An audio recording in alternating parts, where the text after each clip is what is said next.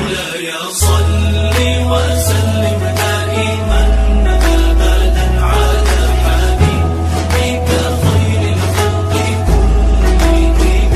مولاي صل وسلم دائما أبدا على حبيبك خير الخلق كلهم. میرے پیارے دوستو، السلام علیکم ورحمۃ اللہ تعالی وبرکاتہ۔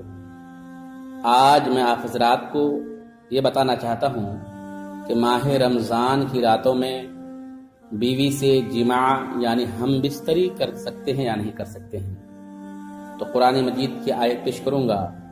اللہ تعالیٰ فرماتا ہے، بسم اللہ الرحمن الرحیم، وحل لکم لیلۃ الصیام الرفث الی نسائکم ہن لباس لکم وانت لباس لہن علم اللہ انکم کنتم تخطئون انفسکم فتاب علیکم وعفا عنکم فالآن باشروہن۔ یہ آیت مقدس ہے، پارہ نمبر 2، رکوع نمبر 7، آیت نمبر 187۔ معنی یہ ہے، تمہارے لیے روزوں کی راتوں میں اپنی عورتوں کے پاس جانا حلال کر دیا گیا۔ وہ تمہارے لیے لباس ہیں اور تم ان کے لیے لباس ہو۔ اللہ کو معلوم ہے کہ تم اپنی جانوں کو خیانت میں ڈالتے تھے، تو اس نے تمہاری توبہ قبول کی اور تمہیں معاف فرما دیا، تو اب ان سے ہم بستری کر لو۔ وحل لکم، تمہارے لیے حلال کر دیا گیا۔ شان نزول اس آیت کریمہ کی سماعت کریں۔ شروع اسلام میں افطار کے بعد کھانا پینا، جماع کرنا نماز عشاء تک حلال تھا۔ نماز عشاء کا وقت شروع ہونے کے بعد یہ سب چیزیں بھی حرام ہو جاتی تھیں۔ یوں ہی سونے کے بعد بھی یہ چیزیں حرام ہو جاتی تھیں، اگرچہ ابھی عشاء کا وقت شروع نہ ہوا ہو۔ بعض صحابہ کرام رضی اللہ تعالی عنہم سے رمضان کی راتوں میں ہم بستری کا فعل سرزد ہوا، اس پر وہ حضرات نادم ہوئے اور شرمندہ ہوئے۔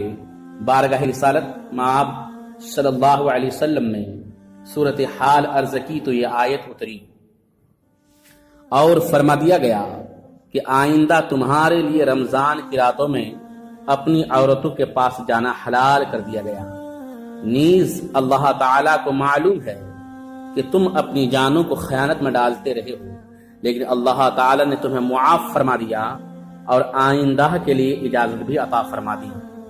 آیت میں خیانت سے وہ ہم بستری مراد ہے جو اجازت سے پہلے رمضان کی راتوں میں مسلمانوں سے سرزد ہوئی تھی۔ اس آیت سے پتہ یہ چلا کہ روزوں کی راتوں میں اپنی عورتوں کے پاس جانا حلال ہے، اس سے ہم بستری کر سکتے ہیں۔ مسئلہ، روزے کی حالت میں مرد اور عورت نے مباشرت کی تو روزہ ٹوٹ گیا۔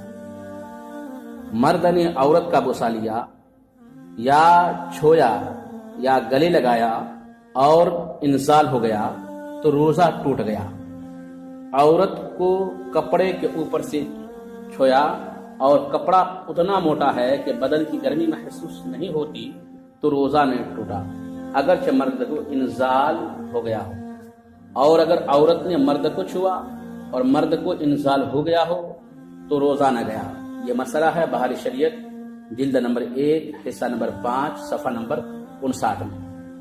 مسئلہ، کسی نے مرد کو یا عورت کو روزے کی حالت میں مجبور کیا جماع کرے اور قتل کر دینے یا عضو خاص یا کوئی عضو کاٹ ڈالنے کی یا کسی اور طرح کی جان نقصان پہنچانے کی دھمکی دی اور روزہ دار کو یقین ہے اگر میں اس کا کہنا نہ مانوں گا تو جو کہتا ہے کر گزرے گا، لہذا اس نے جماع کیا تو روزہ ٹوٹ گیا، لیکن کفارہ لازم نہ ہوا، صرف قضا رکھنا ہوگا۔ بہار شریعت جلد نمبر 1 حصہ نمبر 5 صفحہ نمبر 61 کے اندر موجود ہے۔ مسئلہ، عورت نے مرد کو جماع کرنے پر مجبور کیا تو مرد اور عورت کا روزہ ٹوٹ گیا، لیکن عورت پر کفارہ واجب ہوگا، مرد پر نہیں، بلکہ وہ صرف قضا روزہ رکھے گا۔ یہ بھی بہر شریعت جلد نمبر 1 حصہ نمبر 5 صفحہ نمبر 62 میں ہے۔ مسئلہ، جان بوجھ کر مرد نے روزے کی حالت میں عورت سے جمع کیا، چاہے انزال ہو یا انزال نہ ہو، یعنی منی نکلے یا نہ نکلے، روزہ ٹوٹ گیا اور کفارہ بھی لازم ہو گیا۔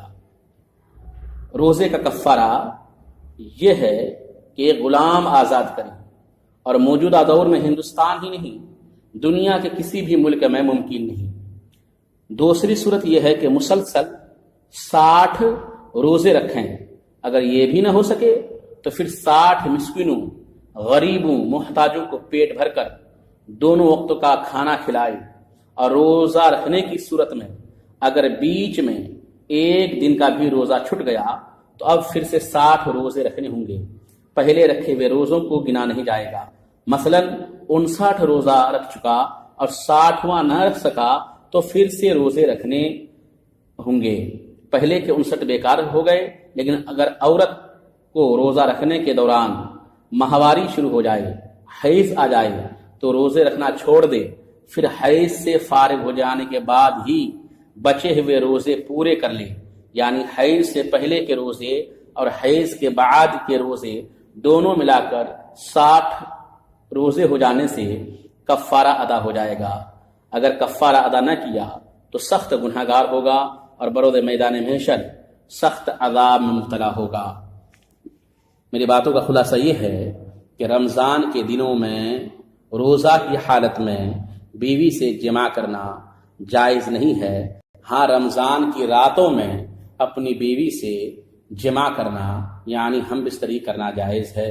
میں دعا ہوں اللہ تعالی ہم تمام مسلمان کو ماہ رمضان کے روزے رکھنے کی توفیق رفیق عطا فرمائے اور ماہ رمضان کے آداب بجا لانے کی توفیق رفیق عطا فرمائے۔ السلام علیکم ورحمۃ اللہ تعالی وبرکاتہ۔